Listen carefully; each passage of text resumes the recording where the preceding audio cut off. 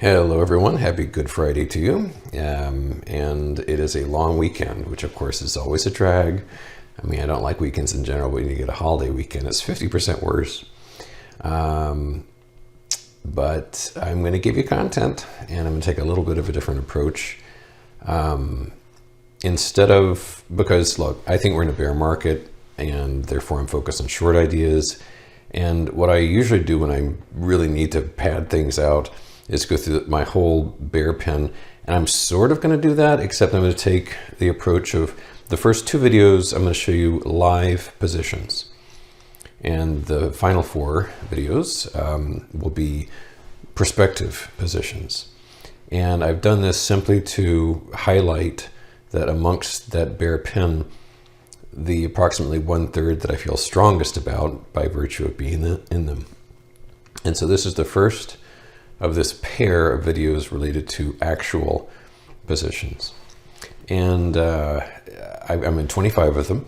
And before we jump into the first chunk, just a super quick look at the market in general. We have been ambling around, hammering out this topping pattern for some 9 or 10 months now. We have just been dragging along, just, ambling, trendless, up, down, up, down, up, down, up, down, can't make up our minds, etc., etc. From a great distance, you can see the top being hammered out. And my view is that we reached a peak that hopefully will not be seen for many years to come again on January 4. And the massive market training over the past 13 years of the public at large has kept things propped up because people just keep buying the dip, and they keep getting surprised that it dips some more. So this is a grueling process. Some analogs that I've seen don't really look for things to get really fun until September, which would be kind of classic because September is always the biggest down month. But it's only April. I mean, who's got time to wait for that? But that's where we're at, just very generally, that it's been a 9 to 10 month slog of not really going anywhere. So let's look at the individual positions I'm in. There's 25, as I said. About 3 of them I think are ETFs, and the others are individual positions. In alphabetical order, Accenture ACN, and we see our long-term trend line here. And then we see this large topping pattern, kind of a head and shoulders in the making with the neckline down here.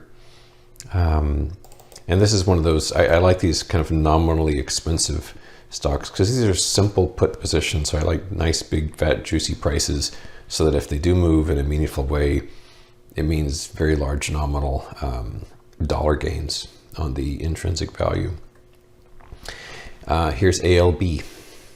And this has shown a number of tops in the past. And our most recent one is here. And it got an important price gap right along there that I think makes a nice tidy stop. And you can see this is the case in so many of these instances, a series of lower highs going on. Here's Affiliated Managers Group, AMG. Same deal, where lots and lots of tops in the past. Always like to see that. The ability to fall. And here too, we've got a nice gap, 139.66 on this one. Abercrombie & Fitch, ANF. One of the few stocks on Thursday that went up. But this is most of these options I have don't expire for many months. July and September tend to be the most of them. And this has also a very clean gap. I actually, in spite of its rise on Thursday, actually added more to this position, but there's the gap on that one. Bank of America, BAC, fell hard, 3.32% on Thursday. And by the way, I'm recording all 6 of these videos early on Friday morning. It's pitch black outside. I just want to kind of get this done for the long weekend. But importantly, we slipped below this horizontal. So we've broken to new lows for the year, and our prices last seen way back in August. And keep in mind, this is in the context of an environment of rapidly rising interest rates, which the banks usually like. but that's how bad things are. Big Lots is up over 2% on Thursday, but we've got this quite large Head and Shoulders in place, and provided it stays under the neckline, this is fine. CBRE, it's a commercial real estate group, very pretty, right there. There's our gap, and our top is basically everything above this black line, and kind of a superset of that is everything above this line, because these are component parts of a larger top. Cadence Design System, CDNS, way up here, and this is a very well-formed Head and Shoulders pattern, which will be completed if and when it can get below this 133.09 level. Capital One Financial, COF, here's the top, like so, and kind of the same idea. We've got the majority of it above one line, and then a super majority above this line, constituting the pattern as a whole.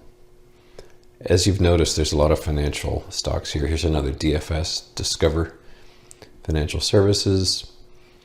Pretty sloppy top on this one, but notice lower high, lower high, lower high, lower high.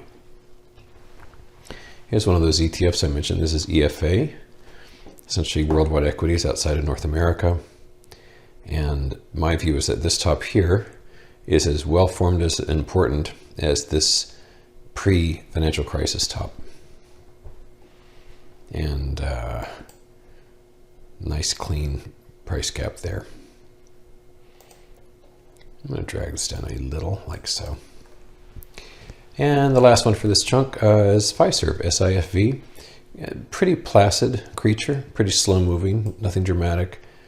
But again, fat enough price to be interesting, about $100.